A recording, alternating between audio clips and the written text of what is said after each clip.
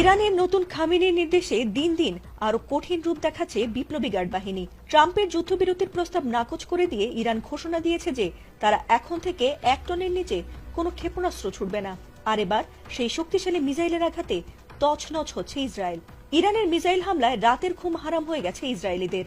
রাতভর মিসাইল হামলা করে উত্তর ইসরায়েলের বেশ কিছু এলাকা একেবারেই লন্ডভন্ড করে দিয়েছে ইরানের বিপ্লবী গার্ড বাহিনী। ইরানের শক্তিশালী ক্ষেপণাস্ত্র হামলায় ইতোমধ্যেই ইসরায়েলের আয়রন ডোম, ডেভিড স্লিং সহ প্রধান আকাশ প্রতিরক্ষা ব্যবস্থা ধ্বংস হয়ে গেছে।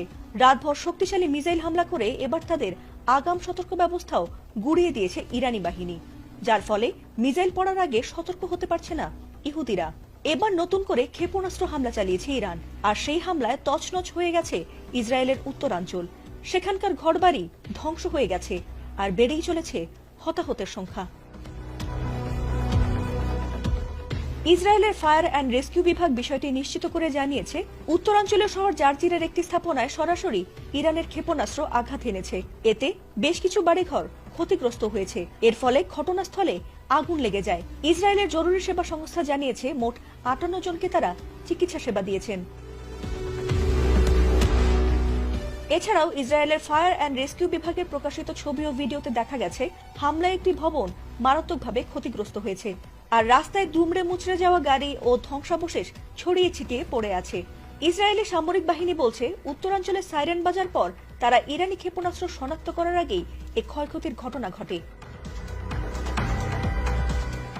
গত কয়েকদিন আগে ইরানের মিসাইল হামলায় ইসরায়েলের প্রধানমন্ত্রী বেনিয়ামিন নেতানিয়াহু ও তার ছোট ভাই ইদ্দু নেতানিয়াহু মারা গেছেন বলে জানিয়েছেন সাবেক মার্কিন গোয়েন্দা কর্মকর্তা স্কট রিড। যদিও সেটিকে গুজব বলে উড়িয়ে দিয়েছে ইসরায়েল, তবে এখনো পর্যন্ত উপযুক্ত প্রমাণ হাজির করতে পারেনি দেশটি।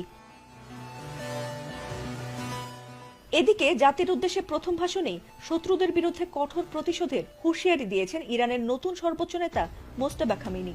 তিনি বলেন, আমরা আমাদের শহীদদের রক্তের প্রতিশোধ নেব। এরই মধ্যে ইয়েমেন ও ইরাকের সশস্ত্র গোষ্ঠীরাও সমর্থন জানিয়ে বলেছে যে তারা ইরানের পাশে আছে, আর তাই নতুন উদ্যমে সরাসরি আমেরিকার ক্যালিফোর্নিয়ার মতো গুরুত্বপূর্ণ জায়গায়ও হামলা চালানোর প্রস্তুতি নিয়েছে ইরান। এছাড়াও যুদ্ধবন্ধে এমন 3টি শর্ত দিয়েছে ইরান, যাতে নতুন করে মাথা ব্যথা বেড়েছে ট্রাম্প নেতানিয়াহুর। এখন কি করবে তারা?